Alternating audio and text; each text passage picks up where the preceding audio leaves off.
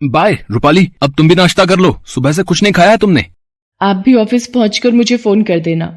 गौरव office निकल जाता है और रूपाली अंदर आ जाती है। रूपाली की शादी इसी साल हुई थी। अभी उसकी शादी को 8 महीने हुए थे, पर उसकी सास केतकी का स्वभाव बहुत ही खड़ूस था। अरे, दरवाजे पर छोड़ने गई थी या सीधा ऑफिस छोड़कर आई है? पता नहीं ये आजकल की बहुएं गेट पर खड़ी पति से हंसी ठिठोली करने में बिल्कुल भी शर्म नहीं करती। और ये टिंडे की सब्जी में नमक डालना भूल गई थी क्या? माँ जी, डॉक्टर ने आपको बीपी की वजह से कम नमक खाने के लिए बोला है, इसलिए आपकी सब्जी अलग निकाल ली थी। अरे, मुझे कुछ नहीं होने वाला इतनी जल्दी। एक काम कर, एक पेन और कॉपी लेकर आ जरा, तुझे कुछ लिखवाना है। अब लिखना शुरू कर। 101 मुट्ठी 11 मिठाई के डिब्बे, 2 थाली ड्राई फ्रूट, 2 टोकरे फलों के, 51 गिलास, 51 कटोरी, सबके कपड़े, गहने, हाँ, चीनी, चावल से भरे भगोने या बाल्टी, और बाकी सभी रिश्तेदारों को देने के लिए लिफाफे भी। अब मुट्ठी खाली थोड़ी भिजवाऊंगी, लिफाफा भी तो देना होगा। चल, अब मम्मी को ये पूरी लिस्ट फोन पर समझा दे। पहला करवा चौथ है और शादी के बाद तो पहला करवा चौथ पूरे रीति रिवाज से होना ही चाहिए। भाई, हमने भी रिश्तेदारों को मुंह दिखाना है। केतकी, ये जो तुम कर रही हो ठीक नहीं है, हमारी खुद की भी बेटी है, कुछ तो सोचो। तुम चुप रहो जी, मुझे पता है मैं ठीक कर रही हूँ। तुम क्या जानो बहू का पहला करवा चौथ कितना बड़ा त्योहार है।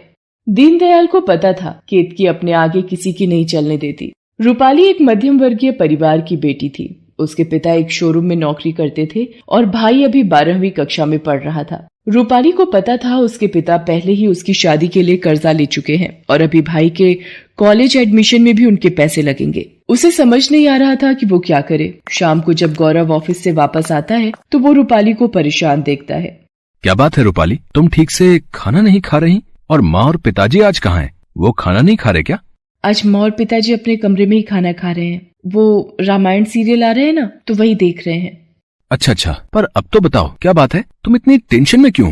गौरव के बार बार पूछने पर रूपाली उसे सारी बात बताती है। गौरव अपनी माँ केतकी के पास जाता है और उससे कहता है, माँ, इतना सब कुछ जरूरी तो नहीं। आपने इतनी लंबी लिस्ट बना दी है, पर आप जानती हो कि रूपाली के पापा के पास इतने पैसे नहीं है। देख गौरव, शादी के वक्त भी तूने मुझे चुप करवा दिया था, पर मुझे भी बिरादरी में अपनी इज्जत रखनी है। तू इस बीच में ना पड़े तो ही अच्छा है। अब एक बात बता, मेरे रिश्तेदार पूछेंगे कि पहले करवा चौथ में बहू के घर से क्या क्या आया है, तो क्या जवाब दूंगी? अभी तो मैंने लिस्ट को आधा कर दिया है। तू अब बीच में मत बोल। सुबह इन्हें भी चुप कराया। दोनों बाप बेटों को मैं ही गलत दिखती हूँ। और बहू, तुमने भी गौरव को मेरे खिलाफ भड़काने में कोई कसर नहीं छोड़ी। अब कम से कम मायके से करवा चौथ का सामान मंगाकर इस घर की इज्जत तो रख ही सकती हो, या करवा दोगी हमारी बेइज्जती? गौरव को पता था कि उसकी माँ केतकी नहीं मानने वाली। केतकी को रिश्तेदारों में दिखावा करने की आदत है। करवा चौथ को 3 दिन बाकी थे। उसी शाम केतकी और दीनदयाल की बेटी साधना, जिसकी शादी उसी शहर में 1 साल पहले हुई थी, वो रोती हुई आ जाती है। मुझे कुछ बता, तू जब से आई है रोए ही जा रही है। जब तक बताएगी नहीं पता कैसे चलेगा? दामाद जी को फोन किया है, वो भी फोन काट रहे हैं। साधना दीदी, थोड़ा सा तो कुछ खा लो। नहीं भाभी, मैं कुछ नहीं खाऊंगी न पीऊंगी। माँ, रोहित ने अपनी बहन की बातों में आकर मेरे ऊपर झूठा इल्जाम लगाया है।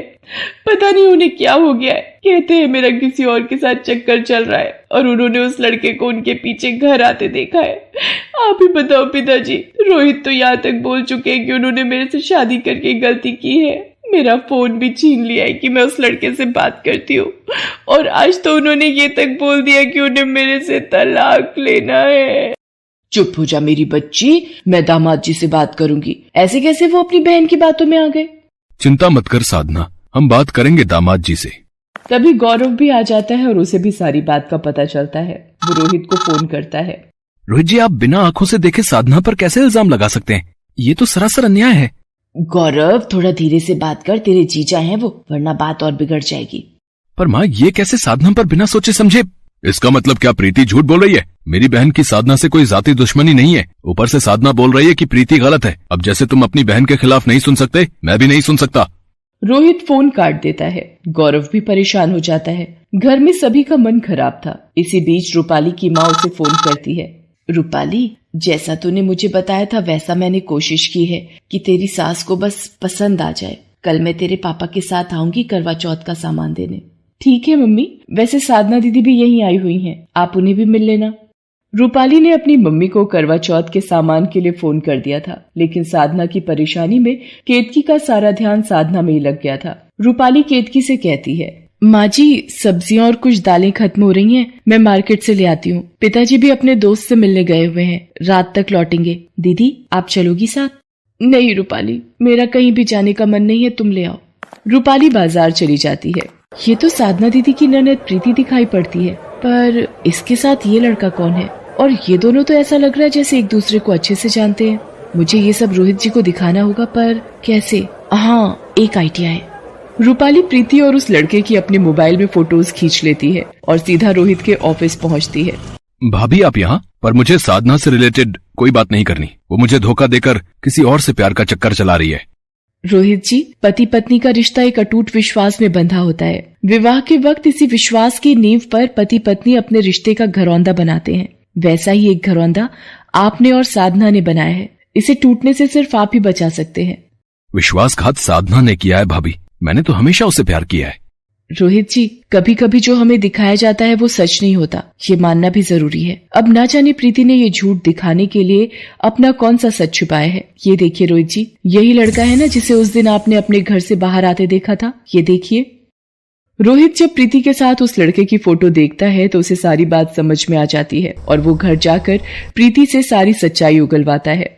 प्रीति, तुमने अपने आप को बचाने के लिए अपनी भाभी को फंसाया, तो मुझे एक बार उस लड़के के बारे में बता देती, क्या मैं मना कर देता? अगर लड़का अच्छा है तो मैं खुद तुम्हारे लिए उससे बात करता। माँ बाबूजी के जाने के बाद तुम्हारी जिम्मेदारी संभालना मेरा फर्ज है, पर तुमने ये गलत किया। प्रीति, मैं तुम्हें कभी माफ नहीं करूंगा।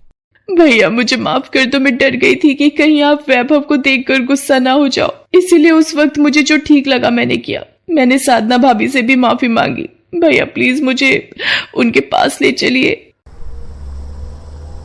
रोहित साधना से माफी मांगता है और प्रीति भी अपनी गलती के लिए साधना से माफी मांगती है। साधना, आज अगर रूपाली भाभी ना होती तो शायद इस सच से पर्दा कभी नहीं उठता। उन्होंने ही मुझे आज इस सच के बारे में बताया। प्रीति ने जो भी बचपने में आकर गलती की है ये बहुत बड़ी है, फिर भी मैं चाहता हूँ कि तुम इसके लिए मुझे और प्रीति को माफ कर दो।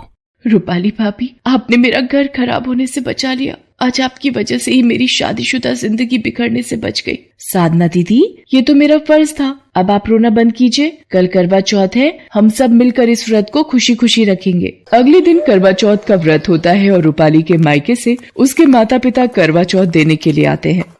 आपकी बेटी रूपाली हमारे घर की बहू है, ये हमारा सौभाग्य है। मैं शगुन की मट्ठी और मिठाई जरूर रखूंगी, पर ये गहने और रुपए ये सब तो मेरी जिद थी। मुझे ये सब कुछ नहीं चाहिए। हमें रूपाली के रूप में हीरा मिल गया जो अनमोल है। केतकी का बदला व्यवहार देखकर गौरव और रूपाली उसके गले लग जाते हैं और फिर रूपाली के मम्मी पापा खुशी खुशी घर लौट जाते हैं। केतकी, आज तुम्हारा ये व्यवहार देखकर मैं बहुत खुश हूँ। इसके बाद केतकी, रूपाली और साधना तीनों मिलकर कथा करती हैं और रात में चांद को अर्घ्य देकर अपना व्रत खोलती हैं। उस दिन सास बहू का करवा चौथ व्रत उनके रिश्ते में प्यार भर देता है।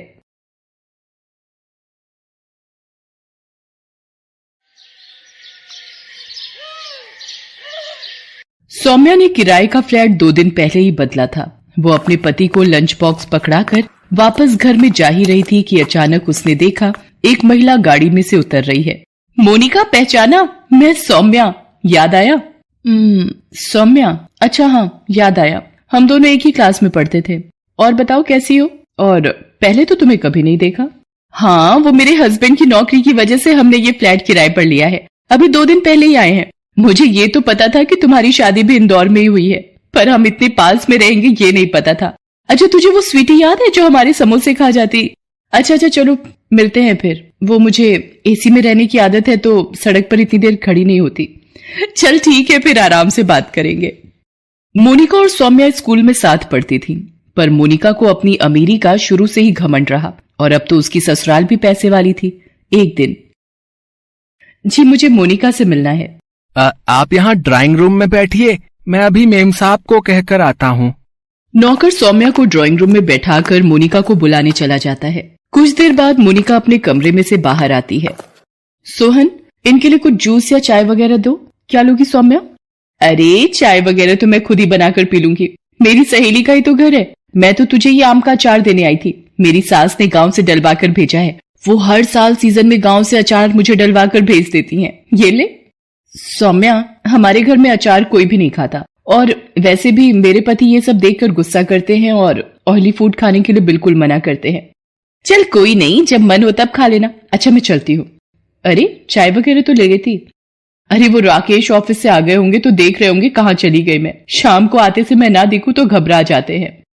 सौम्या की इस बात को सुनकर मोनिका थोड़ी चुप हो जाती है और अपने नौकर को कहती है, सोहन ये अचार अपने घर ले जाना। चंदा ये मेज और सोफा अच्छे से साफ कर देना। जरा सी भी मिट्टी दिखी तो तुम्हारे साहब गुस्सा होंगे। मोनिका अपने कमरे में चली जाती है। करवा चौथ आने वाला था। सौम्या राकेश से कहती है, राकेश देखो, अगर मैं ये साड़ी आने वाली करवा चौथ पर पहनूं तो कैसी लगेगी? सौम्या, तुम भी क्या सोचती होगी? कैसा पति मिला है, किराए का घर, ऊपर से खुला खर्चा भी नहीं दे पाता, और तो और तुम्हारे लिए नई साड़ी भी नहीं ले सकता। क्या करूं? मेरी तनख्वाह इतनी कम है कि महीना बीतते बीतते पता ही नहीं चलता और पैसे खर्च हो जाते हैं। राकेश, मुझे आपका प्यार मिल गया। उसके सामने मुझे दुनिया की किसी भी चीज का कोई लालच नहीं। आप हो तो सब कुछ है। तुम सच में बहुत अच्छी हो सौम्या। अच्छा एक काम करो, ये 1000 रुपए रख लो, करवा चौथ व्रत का सामान ले आना। ठीक है, आपकी खुशी के लिए मैं ले आऊंगी। शाम को सौम्या बाजार जाने लगती है, तभी मोनिका आ जाती है। मोनिका, अरे तू आज मेरे यहाँ आ बैठ और बता कैसी है? मैं ठीक हूँ। वो करवा चौथ की शाम की पूजा के लिए कॉलोनी की सारी महिलाएं मेरे घर ही इकट्ठा होती हैं, तो सोचा तुम्हें भी बता दूं। तुम मेरी कोठी में ही पूजा के लिए आ जाना। पंडिताइन जी टाइम पर आ जाएंगी। अच्छा, ये तो बहुत अच्छी बात है। सब मिलकर पूजा करेंगे, फिर एक साथ बातें करेंगे तो अलग ही मजा आएगा। अच्छा तू बैठ, मैंने राजमा चावल बनाए हैं, मेरे हाथ के खाकर जाना। नहीं नहीं, मैं डाइट प्लान से ही चलती हूँ। अभी मुझे घर जाकर एक्सरसाइज भी करनी है। मेरी ट्रेनर आ गई होगी। सौम्या चुप हो जाती है। कुछ दिन बाद करवा चौथ का व्रत आता है और कॉलोनी की सारी औरतें तैयार होकर मोनिका के घर पहुंचती हैं। कुछ देर बाद सौम्या भी पहुंच जाती है। मोनिका जी, आपकी साड़ी तो हर बार की तरह इस बार भी सबसे अलग और सुंदर है। जी मिसेस चावला, वो मेरे मुंबई के पर्सनल फैशन डिजाइनर ने डिजाइन की है। पूरे 10 लाख की है। वैसे सच में मोनिका जी, करवा चौथ मनाने का असली मजा तो आपकी कोठी पर ही आता है। मोनिका, तू तो सच में बहुत सुंदर लग रही है, और तेरी डिजाइनर मेहंदी भी। पूरे 25,000 रुपए दिए इस मेहंदी के मैंने। आज तो सच में विवेक जी तेरे ऊपर लट्टू हो ही जाएंगे। सौम्या की बात सुनकर मोनिका बात को काट देती है और तभी पंडिताइन भी आ जाती हैं और सब औरतें गोल घेरा बनाकर बैठ जाती हैं और कथा सुनने लगती हैं। इस तरह पूजा समाप्त होती है। सभी औरतें अपने अपने घर चली जाती हैं। सौम्या भी अपने घर आ जाती है और रात में चंद्रमा निकलने का इंतजार करने लगती है। चंद्रमा निकलने में अभी वक्त था। सौम्या राकेश को बार बार छत पर चंद्रमा देखने के लिए भेज रही थी। उसी बीच सौम्या ने मोनिका को फोन मिलाया। हाँ सौम्या, बोलो क्या काम है? और विवेक जी तो आ गए होंगे। अब बस कुछ ही देर में चंद्रमा निकलने वाला है। मेरा तो प्यास के मारे गला सूख रहा है। तू भी मेरी छत पर ही आ जा, हम साथ में मिलकर पूजा करेंगे। नहीं सौम्या, अभी विवेक आए नहीं है। उन्हें कुछ जरूरी काम है, इसलिए वो अभी ऑफिस में ही है। तू चिंता मत कर, आ जाएंगे। और उन्हें भी पता है कि आज करवा चौथ है और तूने उनके लिए व्रत रखा है, इसलिए उन्हें भी तेरी चिंता होगी। तू परेशान मत हो। कुछ देर बाद चांद निकल आता है और सौम्या चंद्रमा की पूजा करती है और राकेश के हाथों से पानी पीकर अपना व्रत खोलती है। कुछ देर बाद वो राकेश से कहती है, राकेश, ये पूरी और छोले की सब्जी मैं मोनिका को देकर आती हूँ। अब जब बराबरी में ही रहते हैं तो एक दूसरे का साथ निभाना अच्छा लगता है। अरे कोठी में ये अंधेरा क्यों है और कोई नौकर चाकर भी नजर नहीं आ रहे? मोनिका, कहाँ पर हो? कहीं बाहर तो नहीं गए हैं? पर गेट तो खुला हुआ है। मोनिका, अरे ये तो बेहोश है। अरे ये जमीन पर कैसे गिरी? सौम्या राकेश को बुलाती है। वो डॉक्टर को लेकर आता है। तब तक मोनिका थोड़ा होश में आ जाती है। देखिए, इन्हें जल्दी ही कुछ लिक्विड देना होगा। पानी की कमी से तबीयत और खराब हो जाएगी। मोनिका, 2 घूंट पानी के ले ले, नहीं तो तेरी तबीयत बिगड़ जाएगी। नहीं, जब तक विवेक अपने हाथ से पानी नहीं पिलाएंगे मैं अपना व्रत नहीं खोलूंगी। अच्छा मैं चलता हूँ। आप कोशिश कीजिए कि ये कुछ लिक्विड पानी या जूस पी लें, उससे ही तबीयत में सुधार आएगा। तो मैं दोबारा आ जाऊंगा। पता नहीं, विवेक का फोन भी नहीं मिल रहा है। मैंने बहुत बार ट्राई किया है। आज त्योहार की वजह से सारे नौकर भी जल्दी घर चले गए हैं। पता नहीं चक्कर कैसे आ गया। एक काम कर, मुझे विवेक जी के ऑफिस का पता दे। राकेश उनको जाकर ले आएंगे। बस तू अपना मन शांत रख, सब ठीक हो जाएगा। राकेश, आप विवेक जी के ऑफिस चले जाओ। राकेश अपनी मोटरसाइकिल पर विवेक के ऑफिस जाता है और वहां जाकर उसे सारी बात बताता है। विवेक एक मीटिंग में व्यस्त था, इसलिए उसका फोन ऑफ था। कुछ देर बाद विवेक घर पहुंचता है। आई एम सॉरी मोनिका, मैं भूल गया था। आज तुमने मेरे लिए करवा चौथ का व्रत रखा है और तुम सुबह से भूखी प्यासी मेरी राह देख रही हो। राकेश कुछ देर और मुझे लेने ना आता तो मैं पता नहीं कितने घंटे और ऑफिस में काम करने में बिजी रहता। मोनिका चलो, अब सबसे पहले चंद्रमा की पूजा कर लो और विवेक जी के हाथ से पानी पी लो ताकि तुम भी पानी और जूस पी सको। मोनिका चंद्रमा की पूजा करती है और विवेक के हाथों से पानी पीती है। उसके बाद सौम्या उसके लिए जूस लेकर आती है। सौम्या, तुम सच में बहुत अच्छी हो। मैंने ही तुम्हें समझने में गलती की। तुम्हारा दिल सच में बहुत बड़ा है। आपका भी बहुत बहुत धन्यवाद राकेश जी, आपने मेरे लिए इतना कुछ किया। सच में हमें तो आपको धन्यवाद देना चाहिए। आप जैसे इतने अच्छे पड़ोसी हमें मिले हैं, ये तो हमारा सौभाग्य है। विवेक, सौम्या मेरे बचपन की सहेली है। हम दोनों साथ में ही स्कूल में पढ़ते थे, पर ना जाने अमीरी ने मेरी आंखों पर कैसी अंधी पट्टी बांध रखी थी जो आज मैंने खोल दी है। मोनिका, और मैं भी तुमसे वादा करता हूँ कि अपनी जिंदगी में काम के साथ साथ अपने रिश्ते को भी अहमियत दूंगा। उस दिन अमीर गरीब का करवा चौथ आपसी रिश्तों में प्यार भर देता है। करवा चौथ पति पत्नी के प्यार का प्रतीक है। इस दिन माँ करवा की पूजा करके उनसे अपने परिवार की सुख शांति, पति की लंबी आयु, धन वैभव, स्वास्थ्य सभी की कामना करनी चाहिए। कहते हैं यदि कोई भी व्रत सच्चे मन से किया जाए तो वह उचित फलदायी होता है।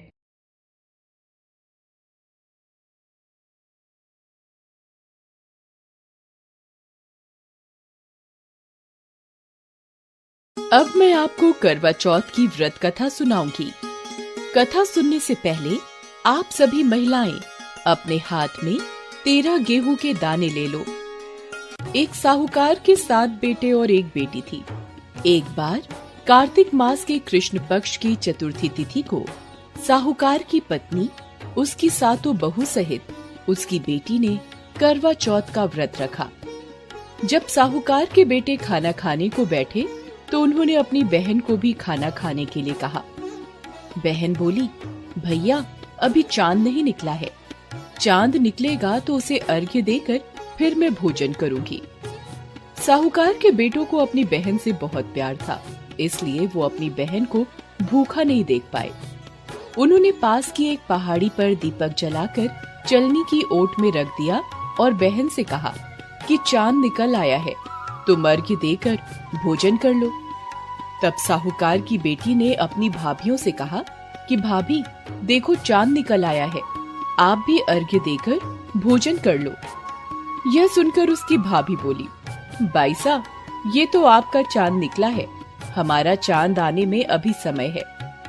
भूख से व्याकुल बहन चांद को अर्घ्य देकर भोजन करने बैठ गई। जैसे ही पहला निवाला खाया तो उसे छींक आ गई। दूसरा निवाला खाते ही उसमें बाल निकल आया।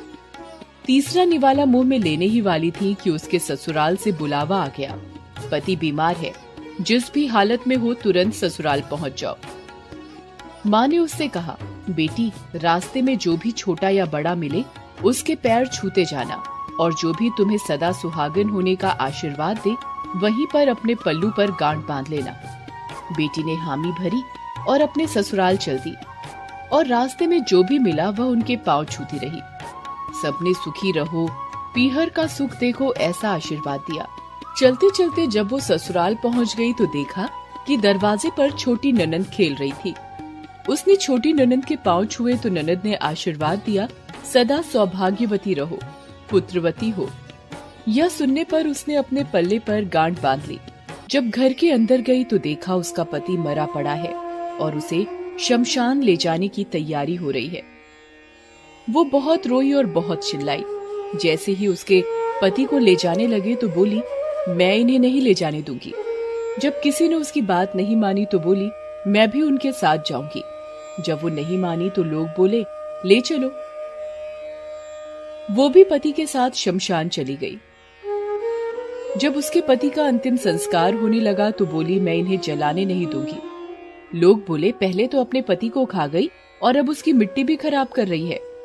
उसने किसी का कहा नहीं माना और अपने पति को लेकर बैठ गई। गांव वालों और परिवार वालों ने ये फैसला किया कि रहने दो इसको यहीं पर, इसके लिए एक झोपड़ी बनवा दो। वो वहीं पर अपने पति को लेकर रहने लगी, अपने पति की साफ सफाई करती और उसके पास बैठी रहती।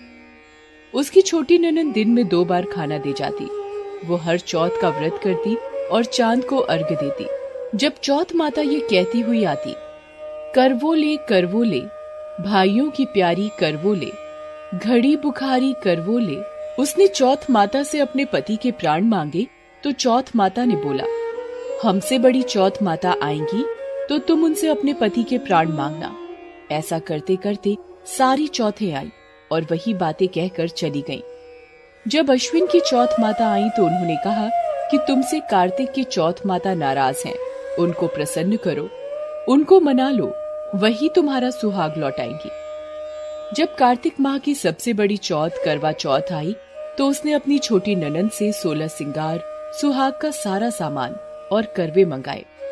सास सोचकर बोली, पागल हो गई है, जो मांगती है वो दे आओ। साहूकार की बेटी ने फिर करवा चौथ का व्रत किया और चांद को अर्घ्य दिया और जोत जलाई। चौथ माता खुश होकर प्रकट हुई और बोली, करवो ले 7 भाइयों की प्यारी करवो ले, दिन में चांद उगाने वाली करवो ले, घड़ी बुखारी करवो ले। तब साहूकार की बेटी ने चौथ माता के पैर पकड़कर कहा, मेरा सुहाग वापस दे दो। चौथ माता बोली, तू तो बड़ी भूखी है, 7 भाइयों की प्यारी बहन है, तुझे सुहाग का क्या काम। तब वो बोली, माता मैं आपके पैर तब तक नहीं छोड़ूंगी जब तक आप मेरा सुहाग वापस नहीं करती। तब चौथ माता ने उससे सारा सुहाग का सामान मांगा तो उसने 16 सिंगार का सारा सामान चौथ माता को दे दिया। तब चौथ माता ने अपनी आंखों से काजल निकाला, नाखूनों से मेहंदी निकाली, मांग से सिंदूर निकाला और अपनी छोटी उंगली से उसके पति को छींटे दिए और उसका पति जीवित हो गया। जाते जाते चौथ माता उसकी झोपड़ी पर पैर मार कर गई और उसकी झोपड़ी महल में बदल गई। जब उसकी छोटी ननद खाना देने आई तो उसने देखा कि भाभी की झोपड़ी महल में बदल गई। वो दौड़ दौड़ कर छोटी ननद के पास गई और बोली, देखिए बाईसा, आपका भाई जीवित हो गया है, घर जाइए, सासू जी से बोलिए हमें गाजे बाजे के साथ लेने आए। ननद हर्ष पूर्वक घर गई और माँ से बोली, माँ भाई जीवित हो गए हैं। माँ ने कहा, भाभी के साथ तेरा भी दिमाग खराब हो गया है। बहन बोली, माँ मैंने अपनी आंखों से देखा है, सच में भाई जीवित हो गया है। भाभी ने गाजे बाजे के साथ बुलाया है। माँ गाजे बाजे के साथ अपने बेटे को लेने पहुंची। बेटे को जीवित देखकर माँ भावुक हो उठी। बहू ने कहा, देखिए माँ, आपका बेटा जीवित हो गया है, मैंने तो साल भर पहले ही खो दिया था, ये तो तेरी पूजा के प्रताप से वापस आया है। हे चौथ माता, जैसे आपने साहूकार की बेटी के साथ पहले किया वैसे किसी के साथ मत करना, और बाद में जैसे उसे सुहाग का जीवन दान दिया वैसे ही सभी को दीर्घायु का वरदान देना और अपनी कृपा ऐसे ही बनाए रखना। जय चौथ माता की। आइए जानते हैं करवा चौथ की पूजा विधि। सबसे पहले एक चौकी रखें, उस पर लाल रंग का कपड़ा बिछाएं और इस पर करवा माता का केंद्र रखें। अब चौकी पर सीधे हाथ की तरफ थोड़े से चावल रखें और उस पर करवा रखें। करवे में जल भरकर उसे ढक्कन से ढकें और उसके ऊपर थोड़ी चीनी रख दें। अब इसके ऊपर घी का दिया प्रज्वलित करें। इसके बाद करवा माता का तिलक करें और करवे पर भी तिलक करें। अब एक और लोटे में जल भरकर एक तरफ रखें। इसी जल से हम सूर्य को अर्घ्य देंगे और पहले करवे के जल से चंद्रमा को अर्घ्य देंगे। अब करवा माता पर पुष्प या पुष्प का हार, फल, मिष्ठान अर्पित करें। अब आप एक थाली तैयार करें जिसमें सास के लिए साड़ी, सुहाग का सामान आदि रखें। अब करवा माता की कथा पढ़कर गणेश जी की आरती और माँ लक्ष्मी जी की आरती करें। पूजा पूरी होने पर लोटे में रखे जल से सूर्य को अर्घ्य देना है और इसके बाद महिलाएं 1 गिलास पानी, चाय, दूध इत्यादि पी लेती हैं। ये पूजा महिलाएं दोपहर के समय कर लेती हैं। पूजा करने के पश्चात शाम को चांद निकलने की प्रतीक्षा करती हैं। आज चांद निकलने पर चांद की पूजा और अर्घ्य देकर अपने पति के पैर छूकर आशीर्वाद लेती हैं और पति के हाथों से ही अन्न ग्रहण करती हैं। और इस प्रकार करवा माता की पूजा संपन्न हुई।